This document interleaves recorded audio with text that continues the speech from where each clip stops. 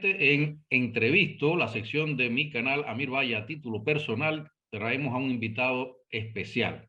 Viene desde muy lejos, está al otro lado del mundo. Yo estoy en Berlín, él está en Asunción, Paraguay, y justamente hablamos del escritor, promotor también, porque trabaja en el mundo de la cultura también allá en Paraguay, Javier Viveros, alguien al quien he tenido el placer de publicar este excelente libro, Fantasmario, en Ilíada Ediciones, un libro sobre el cual vamos a hablar después, así que lo único que quiero decirle es que tenemos como invitado a Javier Vivero. Bienvenido a Entrevisto, querido Javier. Hola Amir, muchísimas gracias por la invitación y bueno, sobre todo a Ilíada por haber publicado mi libro sobre el que vamos a conversar, como bien dijiste. Estoy muy contento de estar en este espacio. Javier Viveros nace en Asunción, Paraguay en 1977. Es magíster en Lengua y Literatura Hispanoamericana por la Universidad Nacional de Asunción y doctorando en Letras por la Pontificia Universidad Católica Argentina. Ha escrito más de 30 obras de diversos géneros: poesía, cuento, teatro, novela, historieta, cine, libretos de ópera y literatura infantil. Sus libros de cuentos Manual de Esgrima para Elefantes y Fantasmario están entre lo más celebrado de su producción. Textos suyos integran antologías de países de América y Europa, y parte de su obra ha sido traducida al guaraní, francés, alemán, inglés, japonés, esloveno y portugués. Además de la novela Requiem del Chaco y de cuentos y relatos en guaraní, es un prolífico autor de literatura infantil y juvenil.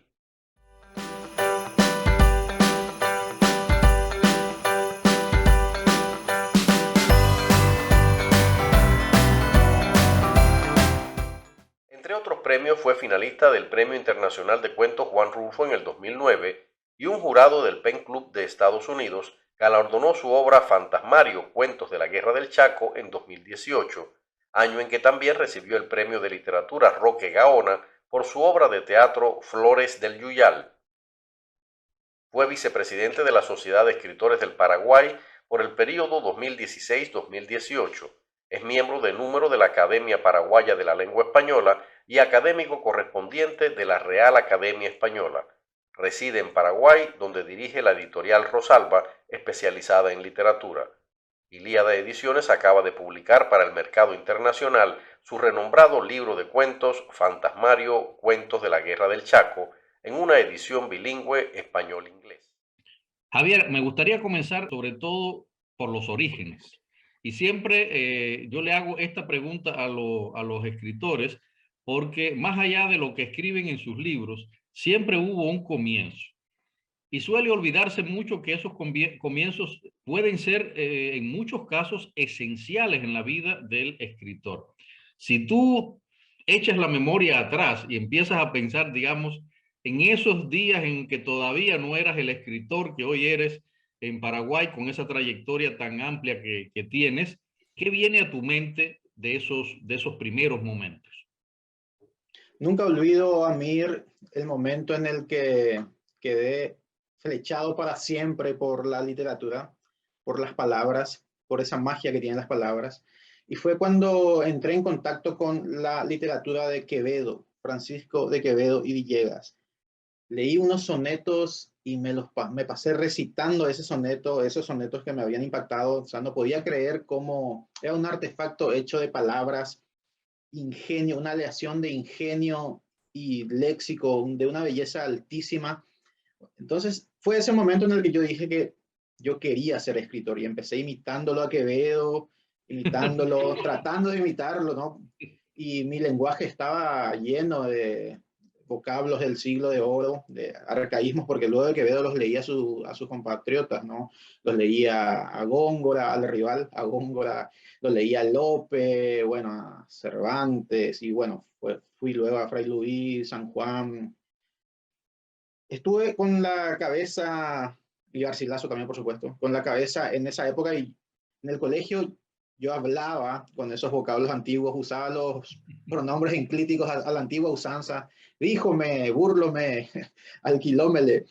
Entonces, ese fue el momento, digamos, en el que yo me tomé más en serio la literatura, pero volviendo la vista muy atrás, me he dado cuenta de que siempre me había gustado la palabra ya desde el inicio, porque en el primer grado recuerdo mi fascinación cuando la profesora explicó el ejercicio que consistía en, yo les doy una lista de palabras y ustedes tienen que emplearlas en oraciones.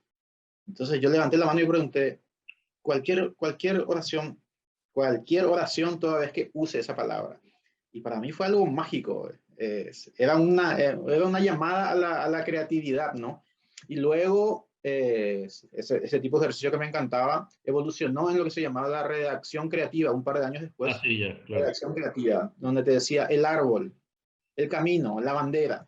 Entonces uno daba rienda suelta a su creatividad. Siempre me gustó eso, entonces el trato con la palabra, el trabajo con la palabra. Y también tuve la ventaja, Amir, una ventaja muy grande, de que mi padre tenía una biblioteca muy heterogénea, no era solo literatura. Ahí mi primer amor fue la astronomía, porque veía esos atlas del universo, veía las galaxias, los cuásares. Yo quedé fascinado por todo ese mundo y quise ser astrónomo al principio, hasta que me enteré de que en Paraguay no había ni telescopios, así que tuve que cambiar después, pero el ejemplo paterno creo que fue fundamental en mi formación. Yo lo veía bajo el árbol de mango, en un sillón absorto, con un rectángulo de papel. Entonces me preguntaba, ¿qué es lo que hay en esos rectangulitos de papel que lo tienen tantas horas? Y es el ejemplo. Bueno, entonces, por ahí van los tiros. Y Siempre me por gustó el ejemplo, trato con la palabra. ese momento tiene que haber sido esencial porque también tienes una hermana con la cual creo que incluso has escrito un libro, ¿no? Una novela a cuatro manos. Es un proceso, digamos, interesante sobre el cual después me gustaría hablar también, ¿no? Pero Sí, sí, sí. imagino que ese ejemplo de tu padre le los haya marcado a los dos, ¿no? Así mismo, exactamente. Es ese ejemplo, esa biblioteca que fue esencial para nuestra formación. Y sí, mi hermana Diana, ella escribe, tiene un libro de cuentos, otro los escribimos a la limón, ella y yo, se llama Ingenierías del Insomnio, y también escribimos esta novela. Sintonizamos mucho con ella. Creo que es algo que facilita, bueno, obviamente facilita mucho una escritura al limón, a una escritura en conjunto de una obra. El tener esta sintonía. Vamos a conversar al respecto cuando quieras. Es muy interesante porque uno aprende en esas cosas. Nosotros en Cuba eso le decimos a cuatro manos también. Y ustedes le dicen ¿cómo le dicen? A la limón, ¿no? No, esto lo saqué de este discurso que dieron Neruda y Lorca alguna vez, Ah, ya, donde cierto, es Lorca verdad, le sí. dijo, vamos a hacer un discurso al limón, que era el domar el todo entre dos, ¿no? Entre dos. Entonces le tomé como una metáfora de la escritura, pero sí, es una escritura a cuatro manos, una escritura a Exacto. cuatro manos. Tú has hablado sobre todo de influencias internacionales, en este caso la poesía del siglo de oro español, básicamente. Pero yo ayer le hacía en la entrevista que le hice hace poco a Natalia Echauri Castañino, yo le hablaba del fenómeno curioso de que la literatura paraguaya, cuando uno piensa en ella, piensa automáticamente en Augusto Roa Bastos, y desde otra perspectiva, la otra figura, digamos, que de algún modo trascendió también es Robin Hood, y que, digamos, son las dos grandes figuras internacionalmente más conocidas de Paraguay. Pero imagino también que tú tuviste en esos primeros momentos en que ya decidiste asumir la tarea de escritor y meterte en ese mundo, influencias nacionales, es decir, de la literatura nacional, cuando tú piensas en eso, ¿en quién piensas? Sí, no hay otro nombre posible ahí, Amir, es Augusto Roa Bastos. Augusto Roa Bastos y también me influyó mucho Gabriel Casacha.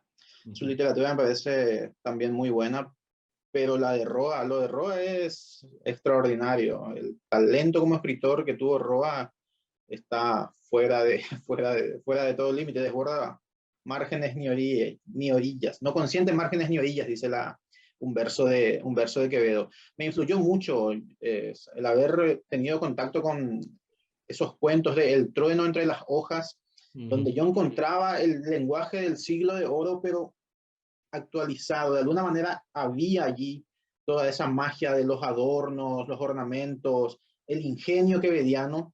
Yo decía, esto es esta es una persona que bebió del siglo de oro. Y en una entrevista arroba Bastos, donde le preguntaron por su escritor predilecto, dijo Francisco de Quevedo y Villegas, el mayor malabarista verbal que he conocido. Bueno, eso fue para mí una confirmación de que, Confirmación de la... sí, de que estaba por buen camino mi afición a la literatura quevediana. Siempre vuelvo a Quevedo, me llena. Es un escritor que me fascina por el ingenio y el tratamiento del lenguaje que tiene. Sí, Verdadero genio. uno, por ejemplo, ya hoy al final Quevedo se nos va quedando a nosotros los que lo hemos leído, ¿no?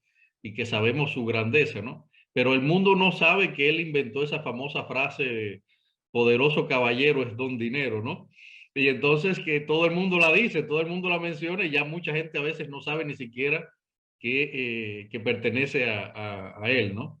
Sí, es una gran ventaja, un regalo inmenso que tenemos el de poder leer a Quevedo en castellano, ¿no? Borges, en un famoso artículo, en un ensayo de otras Inquisiciones, decía justamente sobre Quevedo que le llamó la atención siempre que cuando conversaba con gente de afuera, no sabían quién era Quevedo.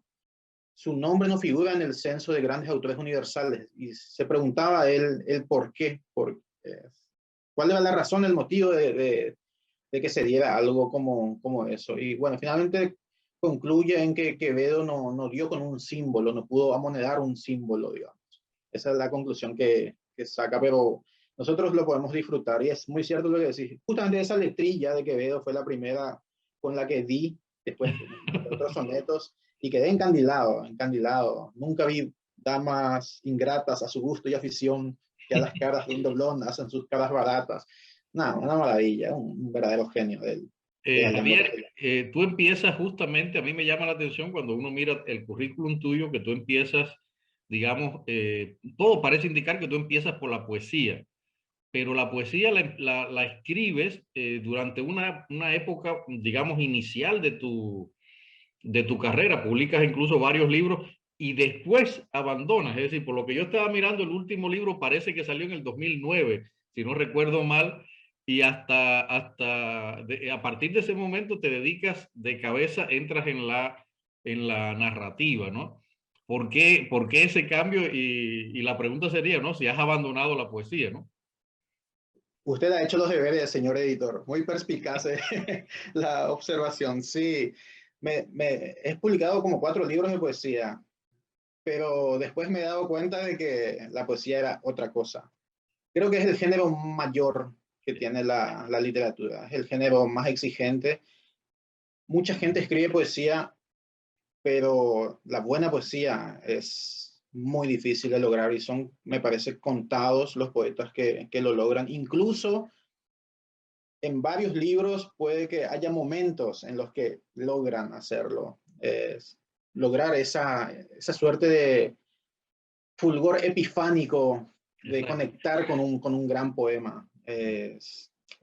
Bueno, eso. Entonces me di cuenta de que la poesía era un género muy exigente y decidí apartarme, probar con otros géneros. He transitado el teatro, he escrito guiones de historietas, de cine, también escribí cuentos, novelas. Hasta ahora no he vuelto a la poesía porque la respeto demasiado, la aprecio, la quiero demasiado, así que quizá en el futuro, cuando tenga tiempo de calidad como para dedicarle otra vez siempre leo poesía, pero la escritura es otra cosa, la No, respeto a mucho. mí me llamó también cuando estuve revisando que tú has incursionado incluso en uno de mis géneros favoritos, que no tiene que ver con la literatura y que es la ópera. Sí, en realidad, este año fue que escribí un libreto de ópera para Diego Sánchez Hace, para el maestro Diego Sánchez Hace, que está componiendo la música. Pero fíjate, Amir, que entre todos estos géneros el factor común es la palabra. La palabra. Es simplemente aprender los preceptos de cada género, leer a los grandes maestros, ver esas grandes obras y bueno, después uno aporta lo suyo desde su visión a medida de su talento también, ¿no? Javier, en Cuba al menos, debo decirlo, durante mucho tiempo hay un género que se consideró un género absolutamente menor, y a pesar de que yo considero que es un género que es un gran reto, y he visto que tú tienes muchos libros publicados en ese género que muchas, vamos a decir, aparecen en unos lugares como literatura infanto-juvenil, en otro literatura infantil en juvenil, es decir, cuando uno escribe para los niños. Y he visto que tú tienes una obra bastante larga en ese género. Ahí está, míralo ahí, muy bien. Es muy interesante eso, sobre todo porque la pregunta es, allá en Paraguay también se considera un género, o sea, se consideraba o se consideró en algún momento un género menor. En Cuba ya hoy no es así, por suerte, pero sucedió eso también. Sí, sucede, de hecho, sucede. Tanto la historieta como la literatura infanto-juvenil son considerados como géneros menores. Y bueno, me parece un error Absoluto. grande, gravísimo, porque escribir para los niños es algo muy difícil. De hecho, hay autores grandes como Saramago, por ejemplo, que tiene un libro infantil, pero no No. desmerece totalmente de su, o sea, el gran escritor de Ensayo sobre la ceguera no logra conectar, no tiene ese elemento que me parece que es fundamental para la literatura infantil, que es el encanto. También Roa tiene libros infantiles que no, creo que no dan la talla de gran autor, Gran autor que es. narrador que es. Es muy difícil, me parece, escribir para los niños. Necesitas tener una visión del mundo, es como ver el mundo desde ojos de niño. Y hay algunas personas aquí en Paraguay que lo logran, por ejemplo, Emilia Galloso Mansur, me parece que es la mejor escritora de literatura infanto-juvenil que tenemos. Ella tiene una posesión extraordinaria del género, conoce todos los resortes y le brotan las historias. A mí me costó mucho al principio, pero luego le agarré la mano y bueno, se me fue la mano. Tengo como 20 títulos de literatura infantil. Me encantó escribir para los niños, me encanta escribir para los niños. Tengo dos hijos y bueno, yo les contaba cuentos, les inventaba cuentos. En algún momento se me ocurrió llevarlos al papel y bueno, salió muy bien y me llena siempre de regocijo el encontrarme con los alumnos, con los niños que le llevan los libros y que me hacen Ujú. preguntas muy inteligentes, preguntas que yo mismo no me las había hecho, Tú ¿no? mismo De no se le hace, repente, sí. Mm. sí, una nenita levanta la mano y me pregunta, ¿por qué hay tantas aves en sus libros? Y ahí me puse a pensar y sí, ciertamente hay muchísimas aves porque me encantan las aves. Sabe, claro. Sí, y son experiencias impagables. Yo seguiría escribiendo libros para niños solamente para poder seguir yendo a los colegios y recibir esas preguntas, recibir esos abrazos espontáneos. Es muy gratificante la experiencia. Ahora tú mencionaste a una persona que me va a dar a mí paso para hablar de la próxima pregunta que te quería hacer, ¿no? Y justamente Emilia Galloso Mansur. A Emilia la conocí yo hace ya unos cuantos años en un evento que hubo en España de el primer congreso de narradores hispánicos que se hizo en Casa de América.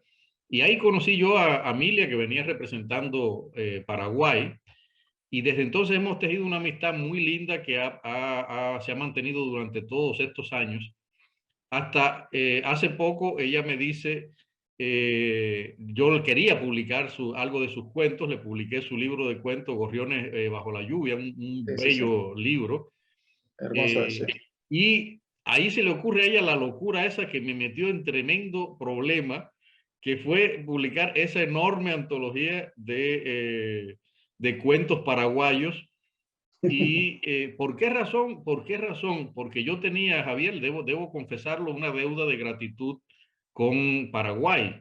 Y es que en los años 1990 y tantos, hasta el inicio del 2000, yo trabajaba en el Instituto Cubano del Libro y un día anunciaron que iba a ir de visita a Augusto Roa Bastos y Roa Bastos y me pusieron a mí de edecán de Augusto Roa Bastos. Ah, Me preparé para aquello con la Embajada de Paraguay, estuve en comunicación con Roa, se leyó uno de mis libros que le mandé y tuvo la gentileza de hablar de mis libros, vamos a decir, una opinión muy generosa de su parte para el primer libro de cuentos de un joven escritor como era yo entonces, y yo tenía esa deuda con Paraguay, que de algún modo yo dije, bueno, me voy a, como decimos en Cuba, me voy a limpiar el pecho con esta antología, que realmente es uno de los proyectos más lindos que yo creo que hemos hecho en Ilíada Ediciones. Y ahí viene la pregunta entonces. A Emilia yo le debo realmente que ella me haya dado la posibilidad de publicarlos a ustedes, de haber descubierto un enorme talento en la literatura paraguaya, pero talentos que van desde jóvenes escritores que están haciendo cosas hasta personas que han tenido una larga trayectoria como escritores, pero no han tenido suerte de trascender más allá del territorio de lo nacional, ¿no? En este caso. La antología es una muestra justamente de de ese conflicto. La pregunta que yo quisiera hacerte es, primero, que me hables de la literatura paraguaya hoy, como si tú tuvieras que definir qué cosa es la literatura paraguaya hoy. No quiero que menciones nombres porque eso siempre es un problema, porque entonces después bien empiezan los celos de que no me mencionó, no me dijo, etcétera. Pero de manera general, si tú tuvieras que explicarle a alguien qué ocurre en la literatura paraguaya hoy, ¿qué tú dirías? Sí, bien. En primer lugar, Amir, quiero decir que esa antología que hicieron es monumental, un gran trabajo. Todos somos libros, se llama la antología, que también incluye algún texto mío. Por lo que, bueno, mi gratitud por ello, y a Emilia también, y mis felicitaciones. Bien, ¿qué es la literatura paraguaya? Una pregunta, ¿cómo vender la literatura paraguaya? La literatura paraguaya estuvo siempre, o sea, hasta hace muy poco, digamos que con la mirada hacia el mundo rural. El mundo rural, por un lado, y la historia.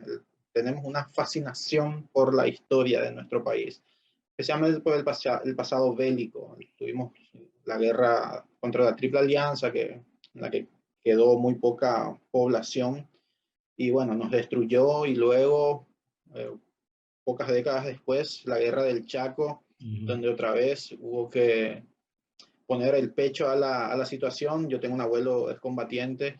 Bueno, entonces la historia está muy presente, vertebrando temáticamente nuestra literatura, y lo ha hecho por muchísimo tiempo. Luego vino la dictadura, hemos tenido estos padecimientos. Bueno, hay una frase que dice que la desgracia se enamoró del Paraguay, ¿no? Y en los últimos tiempos va cambiando un poco eso, Amir. Va cambiando, sobre todo con las nuevas generaciones, las que están tomando el relevo. Hace poco, por ejemplo, se publicó una antología de cuentos de terror. El año antepasado, creo que fue, se publicó una antología de cuentos de ciencia ficción. Y ha entrado lo urbano ahora en nuestra literatura, el factor urbano. Es más, siempre en las charlas suelo comentar esto, que es muy difícil escribir un tema histórico, porque también he visitado el tema histórico. Es muy difícil escribirlo por el rigor que exige la historia, el rigor documental. Yo voy a escribir sobre un oficial durante la guerra en tal periodo y tengo que saber qué grado militar tenía. Tengo que tener, aparte de la verosimilitud, tengo que tener los datos concretos. Si yo escribo sobre una historia de una persona que está esperando el bus aquí en la esquina, yo soy habitante del hoy, no tengo que documentarme demasiado. Y es lo que puedo ver. Hay una renovación temática, lo cual es muy, pero muy saludable. La historia va a seguir con nosotros, pero no va a ser lo único. Y eso me parece muy bien. ¿Y a qué tú crees, por ejemplo, a qué fenómenos tú atribuirías que esa literatura no sea conocida fuera de Paraguay? Sí, creería que son muchos los factores, no hay un solo factor, no hay una sola respuesta. Paraguay está fuera de los circuitos, de los grandes circuitos editoriales. No tenemos aquí una operación de Random House, por ejemplo, a lo que sí tiene Uruguay, que tiene Colombia. Es otro de los factores, me parece a mí, que es la falta de traducciones. No hay traducciones en nuestra literatura, todo es muy endogámico, todo queda aquí entre casa. Se publica un libro, un amigo te hace una reseña, otro amigo te hace otra reseña, y bueno, todos muy contentos, los aplausos, pero esos aplausos se acaban enseguida, no tenemos mucho contacto con los circuitos de afuera. Hay autores que sí lo han hecho y que lo van haciendo, que van trascendiendo. Por ejemplo, Susi Delgado, su obra es estudiada en universidades extranjeras, es una gran poeta, alcanzó el Premio Nacional de Literatura, pero son casos muy aislados, son casos aislados. No tenemos demasiada suerte, ciertamente. Una vez hablé respecto a esto con la escritora boliviana Liliana Colanzi y me decía ella, es extraño el caso de Paraguay porque no habla portugués, o sea, no puede dialogar con Brasil. No es de Río de la Plata como para hablar con Uruguay y Argentina. No es andino. Está como aislado con esta metáfora hermosa de Roa que dice que es una isla rodeada de tierra. Y ciertamente creo que son, por ahí van los tiros, son muchos de estos factores los que hacen que nuestra literatura no trascienda. Me parece que por ahí viene la explicación. Estamos bastante aislados culturalmente y bueno, también está el fenómeno este de la diglosia, ¿no? De las lenguas en contacto que tenemos aquí, el guaraní que es muy fuerte, que invade. Eso yo te iba a preguntar, porque por ejemplo, una de las cosas que a mí, lo comentaba también en la entrevista con Natalia Chauri, una de las cosas que a mí más me impactó fue descubrir el poder de la palabra que tiene la cultura guaraní. Es decir, tienen un culto muy grande por el poder de significación de la palabra y eso convierte el guaraní digamos, en una fuente bastante rica y yo le preguntaba que quizás el gran problema, le decía que quizás el gran problema era que no se había encontrado todavía una forma de decodificar eso al español. Pero ahí aprovecho para hacerte una pregunta. Tú en tu literatura tienes una muy fuerte presencia guaraní, por lo que he visto, en lo que vi, por ejemplo, en Fantasmario, lo que vi también en algunas obras otras tuyas. Si, en ese caso, ¿tú crees que un sello caracterizador de la literatura paraguaya es el guaraní? ¿Podría hablarse de eso? No tengo ninguna duda respecto a Mir. El guaraní configura nuestra visión del mundo, ¿no? Para un paraguayo el guaraní es su tecó, su manera de entender el mundo. Como bueno, cada lengua es una manera de entender el mundo, ¿no? Y yo creo que el guaraní es nuestra manera de hacerlo. El guaraní, en este contacto que tiene con el castellano, donde se invaden mutuamente las fronteras, hay partículas del guaraní que usamos en nuestro castellano paraguayo y bueno, el guaraní también importa vocablos, hace préstamos léxicos del castellano. Yo creo que eso es así, es rotundo y tajante. El guaraní es nuestra mayor señal identitaria. Yo uso guaraní, por ejemplo, mucho en Fantasmario por aquello de la verosimilitud aristotélica. En el Chaco se usaba el guaraní, entonces para mí lo más normal es que el soldado esté hablando en guaraní. Por supuesto, pongo una traducción a pie de página. Claro.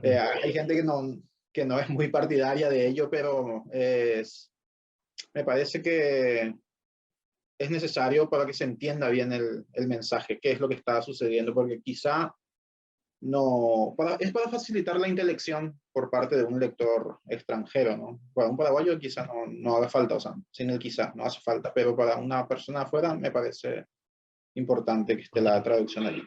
Y existe Javier, digamos, existen escritores que escriben netamente en guaraní. Sí, es un fenómeno casi reciente. O sea, la poesía ha tenido mucha suerte. La poesía, sobre todo con el vehículo incomparable que es la música, ha tenido muchísima suerte. No así la narrativa, Amir, pero se da un fenómeno muy bonito con la narrativa. En 1981 se publicó la primera novela en guaraní, llamada Calaíto Pombero, autoría de Tadeo Zarratea. Tuvo que pasar muchísimo tiempo. Creo que, bueno, en el 2017, si no estoy descaminado, se publicó Tatucuá, que es la segunda novela en guaraní. Tuvo también otro autor, Hugo Centurión, que publicó su novela en guaraní. Y hace poco, este año, se publicaron 2 obras más en guaraní, o sea, 2 novelas más en guaraní. Entonces, en el último lustro, se publicó el 80% de la producción novelística en guaraní. Y yo también este año publiqué mi libro de cuentos en guaraní que se llama Bringo Luisón. Entonces empieza a remontar vuelo la narrativa en guaraní también. Dudo que llegue a tener la bibliografía que tiene la poesía, pero es una cuestión de tiempo, creo que, porque es bastante desafiante escribir en guaraní. A mí me costó porque lo que yo lo pensaba en castellano, de repente al querer llevarlo al guaraní no tenía algún vocablo, tenía que dar algún circunloquio, buscar algún rodeo, pero finalmente lo logré y el resultado fue gratificante. Es muy lindo poder ver impreso el libro con la obra en guaraní. En guaraní. Vamos a pasar ahora a este libro. Yo quiero que hablemos ahora justamente de Fantasmario. Es un libro que quienes nos estén viendo pueden adquirir en cualquier lugar, desde cualquier lugar del mundo, a través de Amazon, Barnes & Noble, Casa del Libro, es decir, está en varias plataformas en Internet. Y yo tengo ese honor, Javier, lo debo decir, porque fue un libro, a mí me interesa muchísimo la historia. Y lo curioso es que yo cuando leo aquello, una de las cosas que más me gustó fue justamente que yo empecé a conocer una parte que yo había escuchado de la Guerra del Chaco, y la había escuchado precisamente por mis amistades que o eran generalmente del otro bando, es decir, no paraguayos. Y entonces leerla desde esta perspectiva me dio otra visión de la Guerra del Chaco. Pero lo que quiero preguntarte es, tú tienes también, si no me equivoco, una novela dedicada a eso, Requiem del Chaco, creo que se llama, ¿no? Exactamente. Y la pregunta ahí, ahorita me respondiste de que había un interés muy importante en Paraguay por la historia, o sea, que había una marca bastante significativa del uso de la historia como tema. En este caso, más allá de que también ya dijiste que tienes un abuelo que participó, o sea, hay muchas cosas que son personales, ¿no? Estoy hablando de lo extraliterario que siempre influye. Claro. Me gustaría, el tema, ¿por qué si escribiste una novela, por qué entonces decidiste escribir un libro de cuentos después? No, en realidad, sí, pues, es al revés. Al revés. Había escrito, sí, primero el libro de cuentos. Bueno, motivación personal, como dije antes, el abuelo, que fue combatiente, que cuando yo era niño, tenía 7, 8 años, me contaba anécdotas de la guerra. Y en esa época yo tenía otros intereses, quería ver dibujos animados, quería ver He-Man, quería ver Tony Jerry. Hasta que crecí, Amir, y empecé a leer más de nuestra historia, a leer un poco de todo, y me di cuenta de la magnitud de la gesta que habían protagonizado ellos, nuestros mayores. En este caso, uno de ellos fue mi abuelo, pero él ya no estaba allí para que yo fuera a preguntarle esas anécdotas. Entonces me pareció que era una forma de rendirle homenaje, la escritura de un libro de cuentos ambientados en la Guerra del Chaco. Empecé a buscar material, escribí mi primer cuento y me di cuenta de que necesitaba mucho más, que necesitaba este rigor. Empecé a buscar en los libros de viejo, los libros usados, porque lamentablemente la mayoría de los títulos importantes no fueron reeditados. Me nutrí mucho de este material, había escrito ese primer cuento y luego entró la historieta a mi vida. Empecé a escribir guiones de historieta y salieron con dibujos. Entonces abandoné mi proyecto de cuentos porque tuve la chance de trabajar con los mejores dibujantes del Paraguay, hasta que después volví a conectarme con Fantasmario, escribí, recuerdo muy bien, yo tenía ya todas las ideas, porque a medida que leía los libros de memoria, sobre todo, que me servían mucho, me iba señalando partes, me iba creando ya los argumentos para mis cuentos. Hasta que recuerdo bien, unas vacaciones del trabajo, en un par de semanas, me puse a escribir de una manera muy febril los cuentos de Fantasmario. Los escribí en un par de semanas, durmiendo muy poco, pero luego los fui puliendo y le fue muy bien al libro, que llegó a tener este premio, el premio Lily Tag del Pen Club de los Estados Unidos. Me cupo ir a Nueva York a dar el discurso de recepción del premio. Y gracias al premio también fue que se tradujo al inglés porque sabes la importancia del mercado anglosajón. Y gracias a Ilíada Ediciones, ese libro en edición bilingüe está publicado. Sí, Es uno de los proyectos que tenemos ahora para este 2022. Si el COVID nos deja, finalmente es llevar el libro a ferias en Estados Unidos, ¿no? Porque tenemos la opción buena esa de que es una edición bilingüe. Ahora, una de las cosas que más me gustó del libro es justamente que más allá de la guerra en sí, es decir, la guerra aparece realmente, pero aparece como un telón de fondo. Lo importante más que nada son los traumas de los personajes. Y eso a mí me parece un gran logro porque yo creo que realmente la literatura es eso, es humanismo ubicado en un contexto X.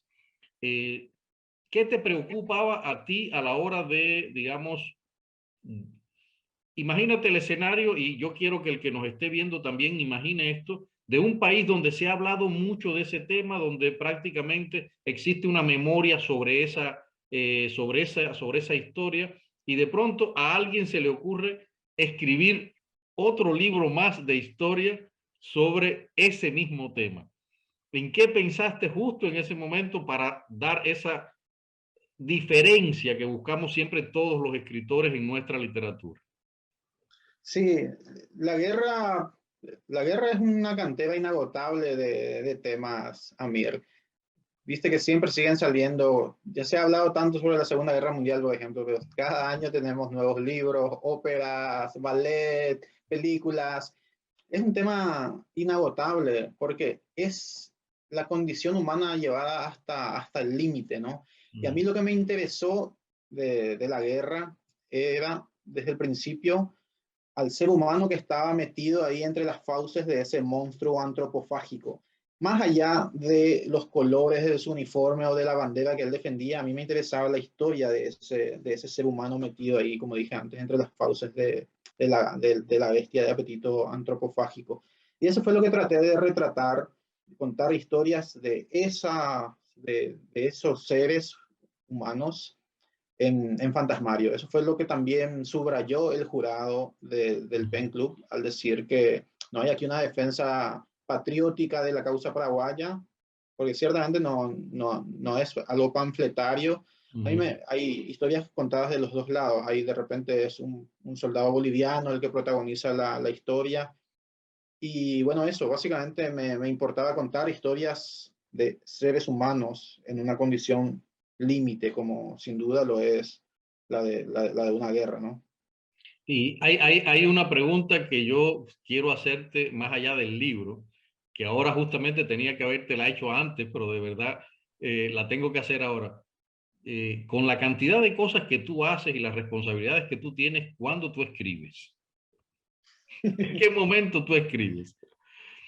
Sí, y bueno, hay una frase muy significativa que usamos acá que dice, sarna con gusto no pica. No pica.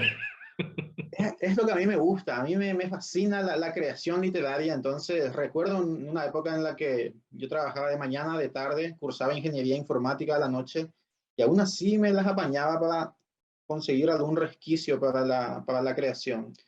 Y en los últimos años, en los últimos 3 años estuve ya más dedicado a esto, más dedicado a la literatura, entonces gracias a ello pude escribir más. He publicado bastante, también he hecho antologías, he escrito guiones de historietas, estuve bastante activo, pero siempre lo he hecho, siempre me las he ingeniado para sacar tiempo de donde no hay, para poder escribir y publicar. Y ahora, dentro de poco, probablemente vuelva al trabajo más duro de oficina, digamos. Duro en el sentido de que mentalmente te estresa mucho, te extrae las energías, pero sé que voy a seguir en esto porque es lo que me gusta, es lo que me mueve. Es muy satisfactorio, muy gratificante el poder publicar un libro y verlo ahí en la biblioteca como un título más de los innumerables que pueblan el universo, como dice Borges. Exactamente. Una cosa que a mí me gusta mucho de Fantasmario, Javier, debo decírtelo y aprovecho cara a cara para poder decírtelo es, y me has dado ahora la clave de por qué, es la visualidad de cada uno de los cuentos. tiene que ver mucho con que de pronto parece que tú estás viendo una caricatura, es decir, estás viendo una historia que te están contando en una especie de cómic. Y me imagino que eso tenga que ver mucho con ese trabajo tuyo también en el género de la historieta, básicamente.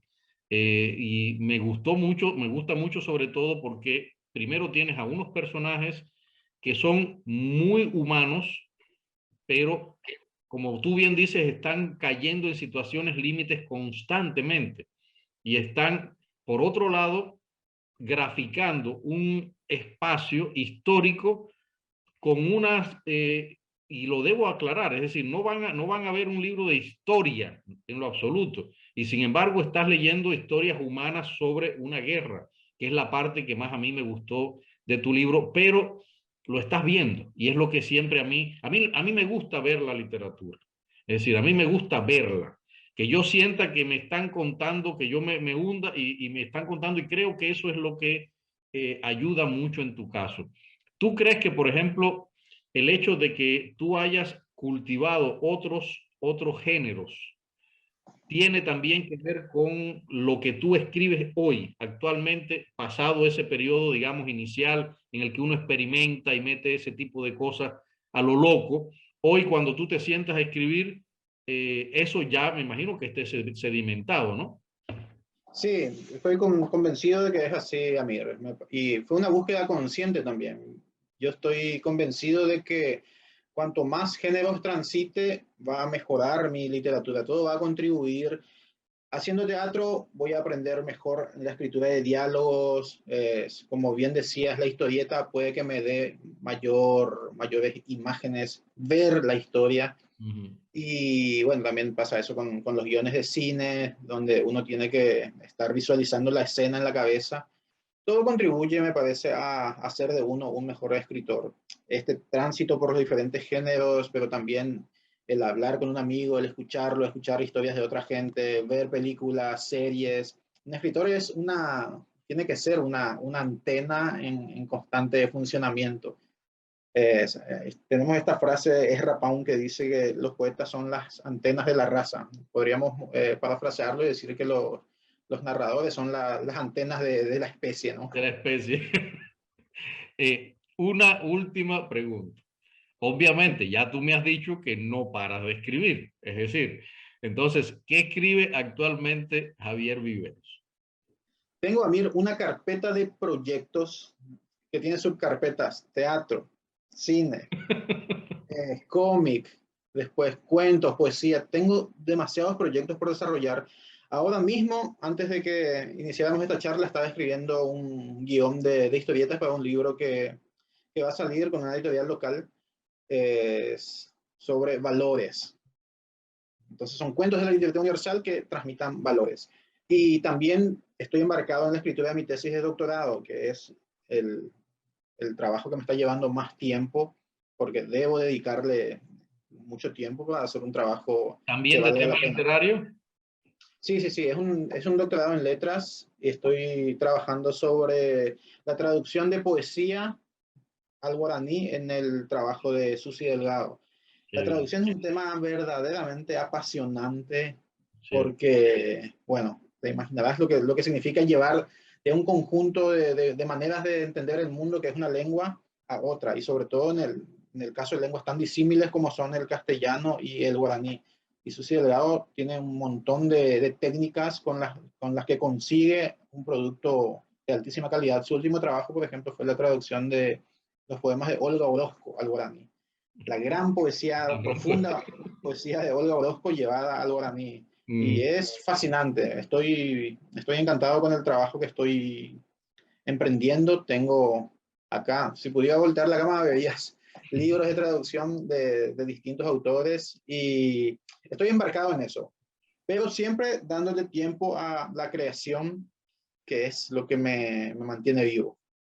Entonces, la pregunta de la despedida sería, me A ver. imagino que a ti te hayan hecho esta pregunta de cara a los jóvenes escritores, los más jovencitos, estos que empiezan ahora a escribir. Me imagino que te la hayan, porque es la pregunta que nos hacen a todos, ¿no? Y nos ponen en un gran dilema, ¿no? De qué le vamos a decir a esta gente haciéndonos de pronto los grandes maestros, ¿no? ¿Qué le dirías tú, digamos, a los jóvenes escritores paraguayos que deben hacer sobre la base de tu experiencia en materia literaria y en materia, digamos, también de promoción literaria? Sí, bueno, ya la respuesta que clásicamente damos, que es leer, yo le agregaría algo que ya había dicho antes, ¿no? Es lo de consumir de todo, porque todo nutre para la literatura. Yo creo que hace poco, bueno, tuve una entrevista anterior a esta donde me preguntaban justamente por leer a Dan Brown, J.K. Rowling, canción de Hielo y Fuego, y yo les decía que sí, eso está bien. O sea, si eso llega a hacer que prendan uno el vicio de la lectura, bienvenidos serán. Porque esos son muy buenos autores dentro de sus respectivos géneros.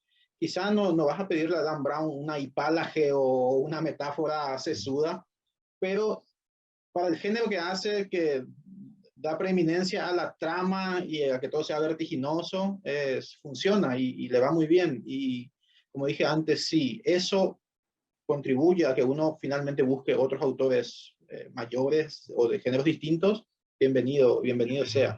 Entonces, el consejo es la lectura, pero también el consumo de otros tipos de materiales. Suelo decir que vivimos en la mejor época, Amir, para ser escritor. Exacto. Salambó, esta novela que escribió Flaubert, que está ambientado 3 siglos antes de Cristo, Flaubert tuvo que pasarse años en las bibliotecas Sí. francesas porque describe cómo era la vida diaria, la vestimenta, la gastronomía. Bueno, el trabajo, como siempre, pulcro y meticuloso de Flaubert. Nosotros ahora queremos hacer algo como eso, ponemos en YouTube Cartago, compro libros de Amazon de Cartago, busco papers, voy a encontrar acceso a una A todo. infinidad de... Sí, entonces, para ser escritor me parece que vivimos en la mejor época para la creación. En cuanto al acceso a la información, no.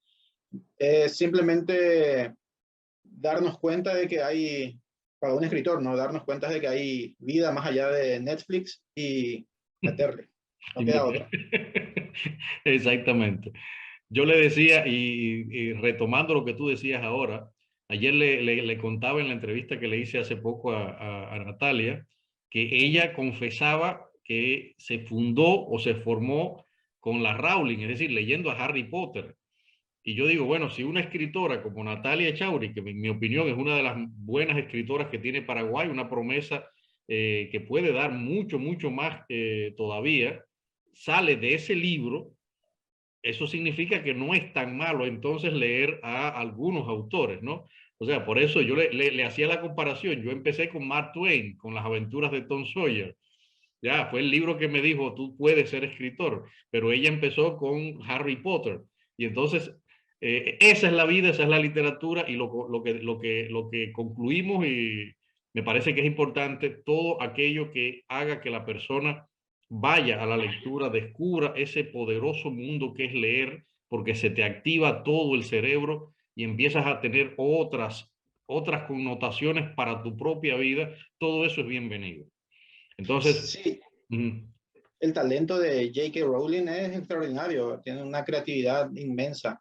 Y sí, sí, eso sirvió para que Nati pudiera escribir Equipaje de Mano, bienvenida sea. Lo que decías respecto a Mark Twain, yo también comparto esa admiración, aunque más que Tom Sawyer soy Huckleberry fan. Huckleberry Fine. Sí, sí, sí, sí. Fan de Huckleberry, me encanta ese libro de Mark Twain, me fascina, y El Forastero Misterioso se llama otro de los libros que me parece que le tenemos al Twain más maduro. Más Es maduro. un, es un gran autor, Sí, sí. definitivamente es un enorme autor. Lamentablemente cada vez más olvidado. Sí, Es cierto, muy, es muy, cierto. muy, muy triste, ¿no? Pero bueno, si se olvidan a figuras como Charles Chaplin, que para mí fue el más grande cómico que ha existido en este mundo, pueden pasar otro tipo de cosas. Solo nosotros, Javier, los locos, insistimos en crear y hacer este tipo de trabajo, más allá del trabajo que muchas veces nos garantiza la vida, porque muchas veces Claro. esto es más bien espiritual que material lo que recibimos, ¿no? Javier, Sí, de sí. verdad te agradezco mucho tu tiempo. Sé que estás muy ocupado siempre Así que te doy gracias por la posibilidad de poder conversar. Te doy gracias también por el privilegio de haber publicado tu excelente libro Fantasmario, que nuevamente, repito, lo recomiendo. Es un excelente libro que habla sobre historias humanas en la Guerra del Chaco, esta guerra que existió entre Paraguay y Bolivia, y que más allá de una simple guerra es sencillamente la historias humanas de personas en sus límites, que es lo que más a mí me interesa, y de eso vive la literatura. Muchas gracias de verdad, Javier, y bueno, ojalá que esta conversación no sea, siempre le digo a todos mis entrevistados, no sea ni la primera ni la última. Sí, yo también aprovecho la oportunidad ya que te estoy viendo cara a cara, Amir, de expresarte mi gratitud. Bueno, por esta charla amena que se nos fue casi una hora sin darnos cuenta y por la oportunidad de publicar en Iliada Ediciones. Es una oportunidad grande, es la apertura del mercado europeo para la literatura paraguaya y no es poca cosa, no es poca cosa, Amir, por lo que estamos muy agradecidos y sí, será hasta la próxima. Si te ha gustado este video, suscríbete al canal, comparte con tus amigos en las redes sociales y activa la campanita de las notificaciones para que te avisemos cuando publiquemos un nuevo video. Muchas gracias.